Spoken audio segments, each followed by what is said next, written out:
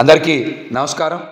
మాజీ ముఖ్యమంత్రి జగన్మోహన్ రెడ్డి గారికి పేద సామాన్య వర్గాల పట్ల ప్రేమ ఉండబట్టి, వారికి మంచి మనసు మానవత్వం ఉండబట్టి, పేద ప్రజల జీవితాల్ని అభివృద్ధి బాట వైపు తీసుకువెళ్ళాలనేటువంటి ఒక గొప్ప ఉద్దేశంతో బటన్స్ నొక్కారు.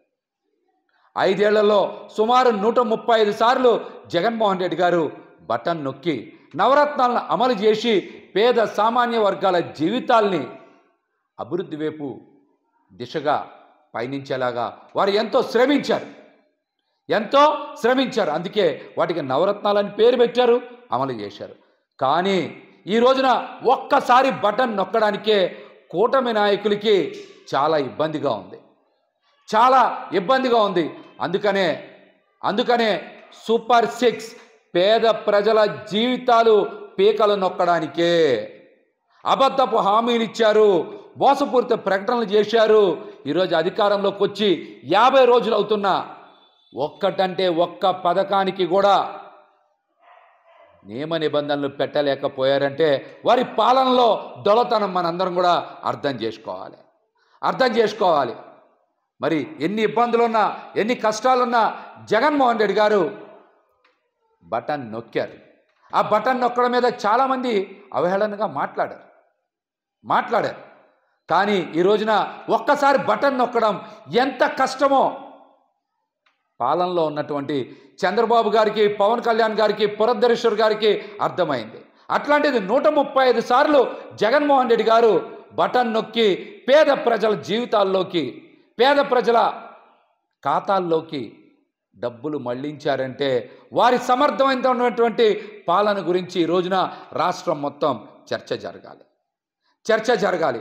జగన్మోహన్ రెడ్డి గారు పాదయాత్ర చేసి ప్రజల కష్టాలను తెలుసుకొని పథకాలు అమలుకి నవరత్నాలని పేరు పెట్టి అద్భుతంగా అమలు చేశారు. వారు పాదయాత్ర చేసింది ప్రజల కష్టాలను తెలుసుకొని పథకాలు అమలు చేయడానికి. కానీ లోకేష్ గారు పాదయాత్ర చేసింది పగ ప్రతీకారం తీర్చుకొని రెడ్ బుక్ రచించడానికి అన్న విషయం ఈరోజు అందరికీ కూడా అర్థమవుతుంది. ఆచరణకు అమలుకు అవకాశం లేనటువంటి పథకాల్ని సూపర్ 6గా పేరు పెట్టి ఈరోజు ప్రజల్ని మోసం చేశారు. ప్రజల చెవిలో ఫ్లవర్ కాదు క్యాలీఫ్లవర్ పెట్టి అడ్డంగా మోసం చేసినటువంటి వ్యక్తులు చంద్రబాబు గారు, పవన్ కళ్యాణ్ గారు, పురంధరేశ్వర్ గారు అని కూడా ఈ సందర్భంగా తెలియజేస్తాను. అసెంబ్లీలో కూటమి నాయకులు ప్రవచనాలు మాని పథకాల కోసం చర్చ చేస్తే బాగుండేది. చంద్రబాబు గారు నిన్న మాట్లాడుతున్నారు, సూపర్ 6 చేస్తే భయం వేస్తుంది అని. మీరు భయపడద్దు.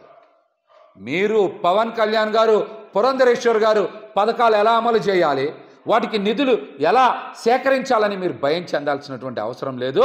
మీరు జగన్మోహన్ రెడ్డి గారి దగ్గరికి వచ్చి 1 గంట 2 గంటలో ట్యూషన్ చెప్పించుకుంటే పథకాలు ఎలా అమలు చేయాలి, వాటికి నిధులు ఎలా సేకరించాలని జగన్మోహన్ రెడ్డి గారు మీకు చెప్తారు.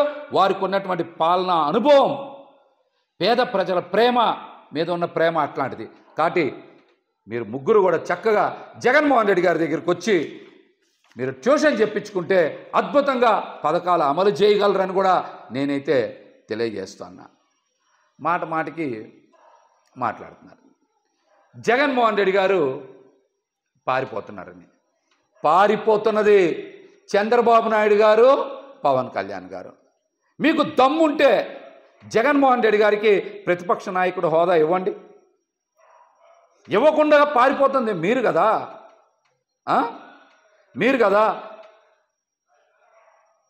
మీరు అసెంబ్లీలో ఈ 5 రోజులు విడుదల చేసినటువంటి అన్ని శ్వేతపత్రాల మీద జగన్మోహన్ రెడ్డి గారు నిన్న అద్భుతంగా గణాంకాలతో సహా చాలా చక్కగా ఫ్యాక్ట్ పేపర్ విడుదల చేశారు.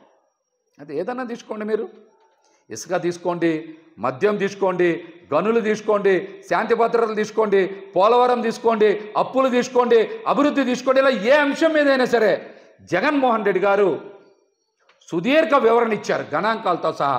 దమ్ముంటే కూటమి నాయకులు ఎవరైనా సరే మీరు విడుదల చేసినవి తప్పుడు పత్రాలు, శ్వేతపత్రాలు కాదు, ఫ్యాక్ట్ పేపర్స్ అన్ని నిన్న జగన్మోహన్ రెడ్డి గారు విడుదల చేశారు. దమ్ముంటే వాటి మీద ఎవరైనా సరే చర్చకు రావచ్చని కూడా తెలియజేస్తూ ఉన్నాం. కేంద్రంలో ఏమో ఎన్డీఏ కూటమి బడ్జెట్ ప్రవేశపెట్టింది, నిర్మలా సీతారామన్ గారు ప్రవేశపెట్టారు. మరి ఆంధ్రప్రదేశ్లో అసెంబ్లీలో మీరు ఎందుకు బడ్జెట్ ప్రవేశపెట్టలేకపోయారు? దీనికి సమాధానం చెప్పండి. జగన్మోహన్ రెడ్డి గారికి ప్రతిపక్ష నేత హోదా ఇస్తే ఇవన్నీ కూడా మిమ్మల్ని ప్రశ్నిస్తారు, ప్రజల ముందు మిమ్మల్ని దోషిగా నిలబెడతారని కావాలనే మీరు ప్రతిపక్ష నేత హోదా ఇవ్వకుండా అబద్ధపు ప్రచారాలు, మోసపూరిత ప్రచారాలు చేస్తూ ఉన్నారు. ఇవన్నీ కూడా ప్రజలు గమనిస్తూ ఉన్నారని కూడా ఈ సందర్భంగా మేమైతే తెలియజేస్తూ ఉన్నాం. జగన్మోహన్ రెడ్డి గారు ఢిల్లీ వెళ్లాల్సిన పరిస్థితి కల్పించింది చంద్రబాబు గారు, మీరు కాదా? ఈ రాష్ట్రంలో రెడ్ బుక్ రాజ్యాంగాన్ని అమలు చేస్తూ దాడులు, దౌర్జన్యాలు, మానభంగాలు ఇష్టానుసారం చేస్తూ ఉంటే ప్రజలకు శాంతి భద్రతలు కోరుకుంటా ఉన్నారు. వైసీపీ నాయకుల మీద, కార్యకర్తల మీద ఇష్టానుసారం దాడులు, దౌర్జన్యాలు, మర్డర్లు చేస్తూ ఉంటే అసెంబ్లీలో మీరు చెప్పే ప్రవచనాలు వినాలా? అందుకే ఢిల్లీ వెళ్ళి ధర్నా చేస్తేనే మీరు కూడా దిగొచ్చి అసెంబ్లీలో ఇక నుంచి రాజకీయ ప్రేరేపిత దౌర్జన్యాలు ఉండవు అని మాట్లాడు. ఇది కూడా నటన, వాస్తవం అనేది నిన్నటికే అర్థమైంది. నిన్న కూడా ఎక్కడ దాడులు, దౌర్జన్యాలు ఆగల. ఇవన్నీ ఆగాలి.